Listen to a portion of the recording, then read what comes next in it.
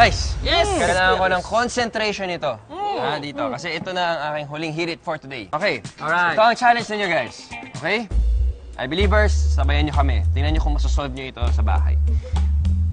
Meron tayong 4 na square. Kapan square! Actually, 5 kasi meron pa isa dito. Okay. Diba? Oo nga, no? So, ang challenge ninyo ay makabuo ng 3 squares in 3 moves.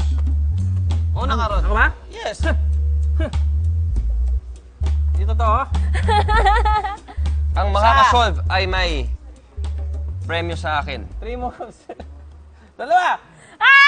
Tatlo! Ang galing! Bakit ko kayo na lahat? Very good! 1, 2, Dapat kong inalam 3. yan. Good job, Rod, ah! Yes, sa wakas. Guys, thank you. Kuya James, Rod, and Luis, thank you for joining us. Sana nag-enjoy ka. Salamat. Kamusta naman ang iyong experience for the first time dito? Masaya. Talaga nakakabilib.